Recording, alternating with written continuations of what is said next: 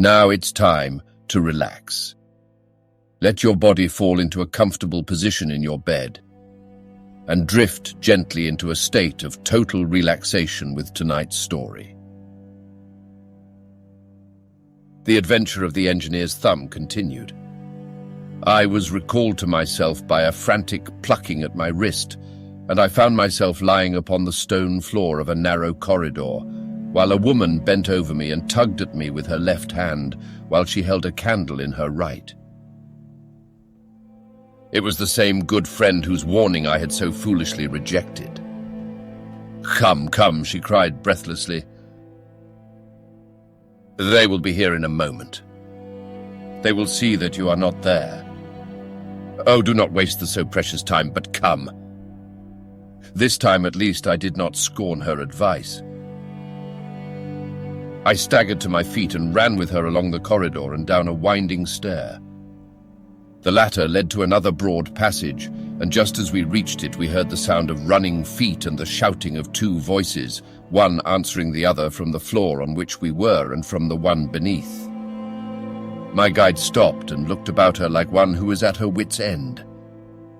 Then she threw open a door which led into a bedroom, through the window of which the moon was shining brightly. "It is your only chance," said she. "It is high, but it may be that you can jump it." As she spoke, a light sprang into view at the further end of the passage, and I saw the lean figure of Colonel Lysander Stark rushing forward with a lantern in one hand and a weapon like a butcher's cleaver in the other. I rushed across the bedroom, flung open the window, and looked out. How quiet and sweet and wholesome the garden looked in the moonlight, and it could not be more than 30 feet down. I clambered out upon the sill, but I hesitated to jump until I should have heard what passed between my saviour and the ruffian who pursued me. If she were ill-used, then at any risks I was determined to go back to her assistance. The thought had hardly flashed through my mind before he was at the door, pushing his way past her, but she threw her arms round him and tried to hold him back. "Fritz, Fritz," she cried in English, "remember your promise after the last time. You said it should not be again. He will be silent, oh, he will be silent." "You are mad, Elise," he shouted, struggling to break away from her. "You will be the ruin of us. He has seen too much. Let me pass, I say." He dashed her to one side and, rushing to the window, cut at me with his heavy weapon. I had let myself go and was hanging by the hands to the sill when his blow fell. I was conscious of a dull pain, my grip loosened, and I fell into the garden below. I was shaken but not hurt by the fall, so I picked myself up and rushed off among the bushes as hard as I could run, for I understood that I was far from being out of danger yet. Suddenly, however, as I ran, a deadly dizziness and sickness came over me. I glanced down at my hand, which was throbbing painfully, and then for the first time saw that my thumb had been cut off and that the blood was pouring from my wound. I endeavored to tie my handkerchief round it, but there came a sudden buzzing in my ears, and next moment I fell in a dead faint among the rose bushes. How long I remained unconscious, I cannot tell. It must have been a very long time, for the moon had sunk, and a bright morning was breaking when I came to myself. My clothes were all sodden with dew, and my coat sleeve was drenched with blood from my wounded thumb. The smarting of it recalled in an instant all the particulars of my night's adventure, and I sprang to my feet with the feeling that I might hardly yet be safe from my pursuers. But to my astonishment, when I came to look round me, neither house nor garden were to be seen. I had been lying in an angle of the hedge close by the high road, and just a little lower down was a long building which proved, upon my approaching it, to be the very station at which I had arrived upon the previous night. Were it not for the ugly wound upon my hand, all that had passed during those dreadful hours might have been an evil dream. Half dazed, I went into the station and asked about the morning train. There would be one to Reading in less than an hour. The same porter was on duty, I found, as had been there when I arrived. I inquired of him whether he had ever heard of Colonel Lysander Stark. The name was strange to him. Had he observed a carriage the night before waiting for me? No, he had not. Was there a police station anywhere near? There was one about 3 miles off. It was too far for me to go, weak and ill as I was. I determined to wait until I got back to town before telling my story to the police. It was a little past 6 when I arrived, so I went first to have my wound dressed, and then the doctor was kind enough to bring me along here. I put the case into your hands and shall do exactly what you advise. We both sat in silence for some little time after listening to this extraordinary narrative. Then Sherlock Holmes pulled down from the shelf one of the ponderous commonplace books in which he placed his cuttings. "Here is an advertisement which will interest you," said he. "It appeared in all the papers about a year ago. Listen to this. Lost on the 9th inst. Mr. Jeremiah Hailing, aged 26, a hydraulic engineer. Left his lodgings at 10 o'clock at night and has not been heard of since.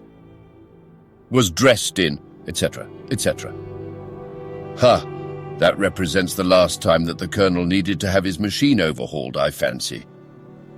"Good heavens," cried my patient. "Then that explains what the girl said." "Undoubtedly. It is quite clear that the Colonel was a cool and desperate man, who was absolutely determined that nothing should stand in the way of his little game, like those out-and-out pirates who will leave no survivor from a captured ship. Well, every moment now is precious, so if you feel equal to it, we shall go down to Scotland Yard at once as a preliminary to starting for Eyford." Some 3 hours or so afterwards, we were all in the train together, bound from Reading to the little Berkshire village. There was Sherlock Holmes, the hydraulic engineer, Inspector Bradstreet of Scotland Yard, a plainclothes man, and myself. Bradstreet had spread an ordnance map of the county out upon the seat and was busy with his compasses, drawing a circle with Eyford for its centre.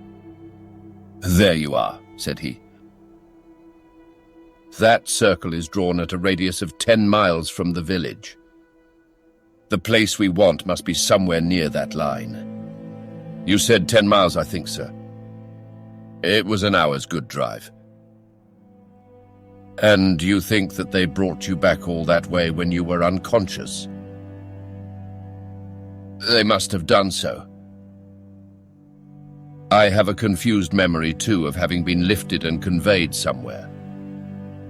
"What I cannot understand," said I, "is why they should have spared you when they found you lying fainting in the garden. Perhaps the villain was softened by the woman's entreaties." "I hardly think that likely. I never saw a more inexorable face in my life." "Oh, we shall soon clear up all that," said Bradstreet. "Well, I have drawn my circle, and I only wish I knew at what point upon it the folk that we are in search of are to be found." "I think I could lay my finger on it," said Holmes quietly. "Really now," cried the inspector, "you have formed your opinion. Come now, we shall see who agrees with you." "I say it is south, for the country is more deserted there." "And I say east," said my patient. "I am for west," remarked the plainclothes man. "There are several quiet little villages up there." "And I am for north," said I, "because there are no hills there, and our friend says that he did not notice the carriage go up any." "Come," cried the inspector, laughing, "it's a very pretty diversity of opinion. We have boxed the compass among us. Who do you give your casting vote to?" "You are all wrong." "But we can't all be." "Oh, yes, you can. This is my point." He placed his finger in the center of the circle. "This is where we shall find them." "But the 12-mile drive," gasped Hatherley. 6 out and 6 back. Nothing simpler. You say yourself that the horse was fresh and glossy when you got in. How could it be that if it had gone 12 miles over heavy roads? Indeed, it is a likely ruse enough, observed Bradstreet thoughtfully. Of course, there can be no doubt as to the nature of this gang. None at all, said Holmes. They are coiners on a large scale and have used the machine to form the amalgam which has taken the place of silver. We have known for some time that a clever gang was at work, said the inspector. They have been turning out half-crowns by the thousand. We even traced them as far as Reading, but could get no farther, for they had covered their traces in a way that showed that they were very old hands. But now, thanks to this lucky chance, I think that we have got them right enough. But the inspector was mistaken, for those criminals were not destined to fall into the hands of justice.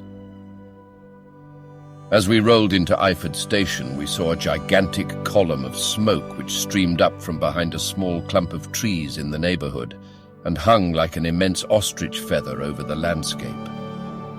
"A house on fire?" asked Bradstreet as the train steamed off again on its way. Yes, sir," said the station master. "When did it break out?" "I hear that it was during the night, sir, but it has got worse and the whole place is in a blaze." "Whose house is it?" "Dr. Becher's." "Tell me," broke in the engineer, "is Dr. Becher a German very thin with a long, sharp nose?" The station master laughed heartily. "No, sir, Dr. Becher is an Englishman, and there isn't a man in the parish who has a better lined waistcoat. But he has a gentleman staying with him, a patient, as I understand, who is a foreigner, and he looks as if a little good Berkshire beef would do him no harm." The station master had not finished his speech before we were all hastening in the direction of the fire. The road topped a low hill, and there was a great widespread whitewashed building in front of us, spouting fire at every chink and window, while in the garden in front 3 fire engines were vainly striving to keep the flames under. "That's it!" cried Hatherley in intense excitement. "There is the gravel drive, and there are the rose bushes where I lay. That second window is the one that I jumped from." "Well, at least," said Holmes, "you have had your revenge upon them. There can be no question that it was your oil lamp which, when it was crushed in the press, set fire to the wooden walls, though no doubt they were too excited in the chase after you to observe it at the time. Now keep your eyes open in this crowd for your friends of last night, though I very much fear that they are a good 100 miles off by now." And Holmes' fears came to be realized, for from that day to this no word has ever been heard either of the beautiful woman, the sinister German, or the morose Englishman. Early that morning a peasant had met a cart containing several people and some very bulky boxes driving rapidly in the direction of Reading, but there all traces of the fugitives disappeared, and even Holmes's ingenuity failed ever to discover the least clue as to their whereabouts. The firemen had been much perturbed at the strange arrangements which they had found within, and still more so by discovering a newly severed human thumb upon a windowsill of the second floor. About sunset, however, their efforts were at last successful, and they subdued the flames, but not before the roof had fallen in, and the whole place been reduced to such absolute ruin that, save some twisted cylinders and iron piping, not a trace remained of the machinery which had cost our unfortunate acquaintance so dearly. Large masses of nickel and of tin were discovered stored in an outhouse, but no coins were to be found, which may have explained the presence of those bulky boxes which have been already referred to. How our hydraulic engineer had been conveyed from the garden to the spot where he recovered his senses might have remained forever a mystery were it not for the soft mould which told us a very plain tale. He had evidently been carried down by 2 persons, one of whom had remarkably small feet and the other unusually large ones. On the whole, it was most probable that the silent Englishman, being less bold or less murderous than his companion, had assisted the woman to bear the unconscious man out of the way of danger. "Well," said our engineer ruefully as we took our seats to return once more to London, "it has been a pretty business for me. I have lost my thumb and I have lost a 50-guinea fee, and what have I gained?" "Experience," said Holmes, laughing. "Indirectly it may be of value, you know. You have only to put it into words to gain the reputation of being excellent company for the remainder of your existence."